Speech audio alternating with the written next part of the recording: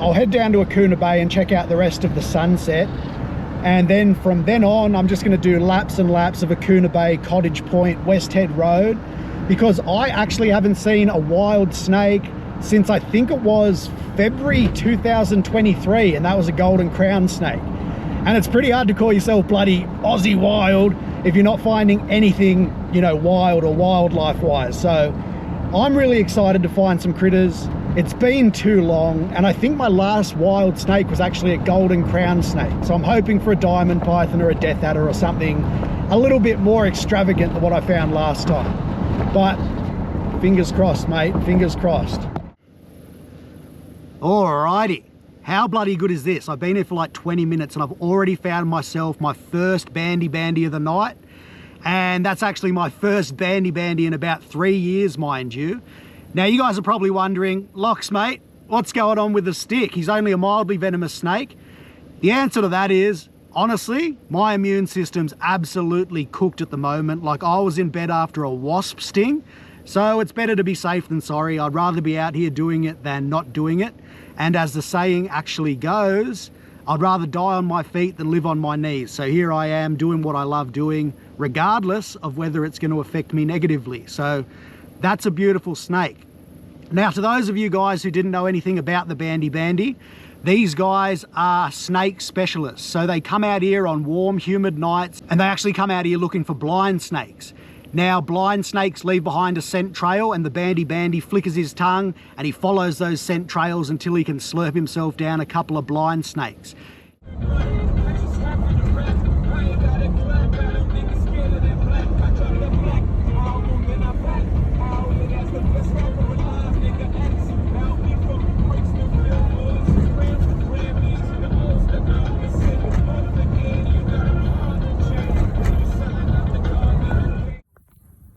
Oh, this is the worst ever. I was just like, oh, is that a death adder? You're kidding me. And I've come up to him and he's only just been skittled by like the person who just came past, and he's still got a bit of life in him. Oh, that's horrid. You poor little thing. Oh, what a shame. I was looking forward to a bit of a live death adder. Anyway, that's the Sydney Grey death adder. You can get a red form as well. I found the red form here several times, but mate, that is devastating. See, he's still got the twitches, but he's not going to come back from that, unfortunately. I'll put him off to the side and see what happens, but see how he's like flexing a little bit? It's just there in his guts. Oh, see, he just flared up there. Poor thing. Looks like he's like only just clipped. Oh, that's so shit. All right, just while we've got him, we may as well use him for a bit of learning experience. You see those red gum leaves behind him? Those are really, really good for the red phase death adder to camouflage into. But you can see the grey one doesn't quite blend in as well next to those red gum leaves. He would blend in more with like the sandstone escarpment, like that sort of colour. If I find a red one, he'll be exactly like those gum leaves. That's a shame. Let's keep on moving and see what else we can find, but that's no good. So a bit of a late evening storm came through, and often when the roads have been exposed to such high temperatures throughout the day, they retain those warm temperatures late into the evening. So when this storm ripped through, we had this really weird, eerie steam evaporating out of the road. And I just remember telling myself, every time I've seen this steam, I've seen a death adder. And you dead set wouldn't read about it, but look what crossed the road next. So this little fella's the Sydney common death adder, Acanthopus antarcticus. Now in Sydney we've got two phases. We've got the red phase and the grey phase, and this one is the red phase Sydney death adder. And as I mentioned before, the red phase will blend in very, very well with its surrounding leaf litter. And as you can see, as he crosses this piece of bark, he's pretty much identical in colour to that piece of bark. whereas the other one was grey and it blends in better with the sandstone. And here's just another example. As he crosses that gum leaf, which is sort of that orangey red colour, he blends in perfectly. And another interesting fact about the Death Adder family as a whole, they're actually classified as the fastest striking snake on the planet. So it's definitely one of those species that you don't want to get within that strike range because he'll tag you before you can even blink. However, unlike a lot of our other Aussie venomous snakes, these guys are actually ambush predators. And they've got a thing at the end of their tail which is known as a caudal lure, which is basically just a modified tip of the tail to make it look a little bit like a worm or a grub or something like that. And they'll actually sit there in one position for weeks at a time and they'll just wriggle that grub in front of their mouth. And as soon as something comes within that striking distance, the fastest striking snake on the planet just strikes out and that ambush predator makes his move. Not to mention they're highly venomous as well, but this guy, he was just cruising off the road in the right direction and we had absolutely no need to handle this snake. And before we knew it, he had just disappeared into the leaf litter like he was never even there.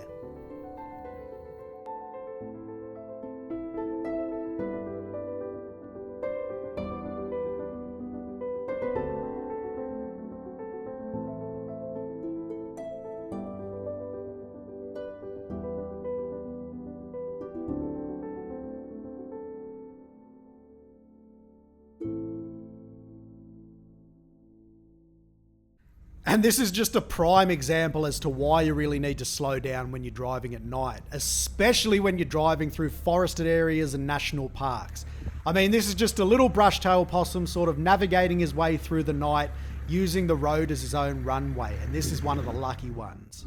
This is why you got to slow down at night, because they're just oblivious to the cars. They don't know if they're dangerous or not. Go on, mate.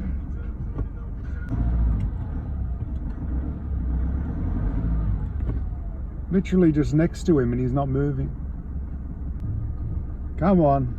You're lucky it's quiet. If the hoons were around, you would have gotten skittled, brother. This bloke's off his head. Come on, man. Don't make me jump out. Oh, there's a car coming. Go.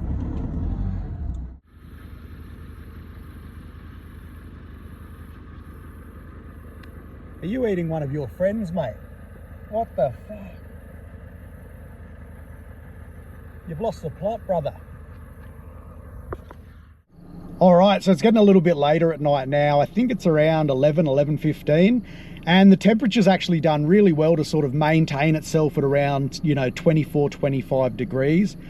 That's awesome for reptiles, but I've also seen a lot of other wildlife as well. I've seen pygmy possums, I've seen bandicoots, I've seen various macropod species, and I even saw some sort of owl. I'm not sure which one it was, maybe even a powerful owl. However, I did just come across this dead scalyfoot that had been literally skittled by the car in front of me. Like, he's still wriggling, he's still got a bit of movement in him. And I guess that's all just part of road cruising in Sydney. Like, these roads are quite populated. There are houses down that way. You get the hoons that come through and you get herpers as well. Like, you just have to expect a little bit of dead on road animals. Like, poor little bugger. And as you can see just there, these guys are actually known as flap-footed lizards. So you can see on the side there, he's got his little flap feet. Everything below there is his tail. So as you can see there, it's a little bit different color than the rest of his tail, and that means that he's dropped that part of his tail and regenerated it over time.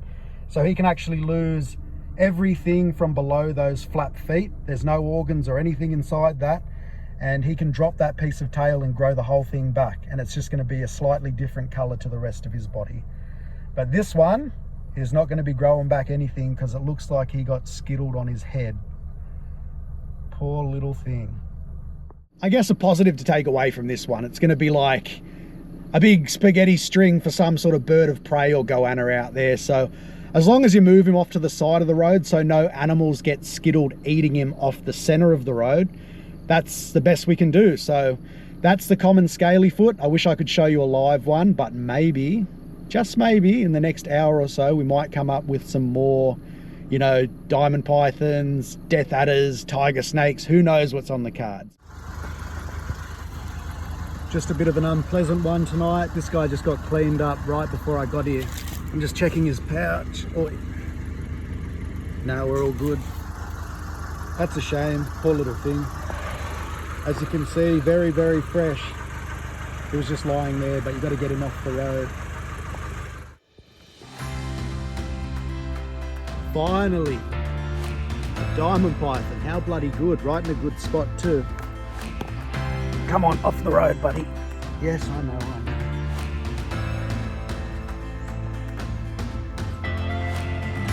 How good is that? Straight away too. And there's the nav, perfect spot. Yeah, I know. But surprise, surprise, you never know when these guys are going to crawl out in front of you. And other than the old fella, this has got to be the first python that I've seen since August 2022 when my beautiful girl Cleo passed away. Very sad times, and if there was ever a snake that reminded me of summertime in Sydney, it's got to be the Sydney diamond python. I mean, there's probably herpers blowing up out there thinking, oh, the broad-headed snake, or oh, the Sydney tiger snake's the best. But for me personally, I love coming across Sydney diamond pythons. There's nothing that you need to fear. There's nothing that you need to worry about. Just look at this snake.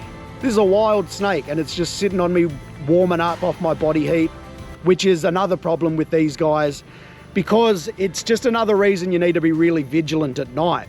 See how much he's just enjoying my body heat. They do the same thing with the road. So if it's a really hot day, they'll go out onto the road and they'll actually bask using the ambient temperature of the road. But that's just another problem for these guys. I mean, look how much he's just loving my body heat. That's exactly what they do to the roads. They go out at night if it's been a really warm day, and they'll actually bask on the road, absorbing the warmth that it's absorbed over the duration of the day. So if you're driving around at night, please be vigilant, because these guys do come out onto our roads. They're very common out on our roads actually, and they get skittled far too often. Like, I always see these guys getting skittled out here, and I think it's about time that I let this one go back on his merry way. But have a look. You can probably hear it in my voice. I'm stoked. I love these guys. But, you know, you can't handle them for too long. They are a wild snake, and he was out probably hunting. So I'm going to let him get back out there and keep hunting. But what a highlight, an absolute highlight to my night. Love this sort of stuff. And I hope I don't actually come across any more, because there's a lot of cars out tonight being Friday. And I really, really don't want to see a skittled one, because that would just be heartbreaking. But that's a beautiful, beautiful snake.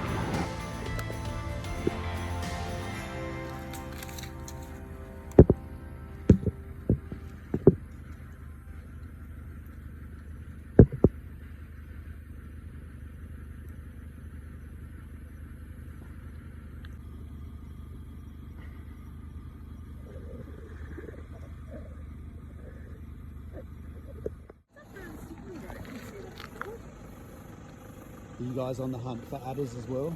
Yeah, if we could find one, it would be pretty good. So. Anything you can go, so yeah, that's always a bonus. Absolutely.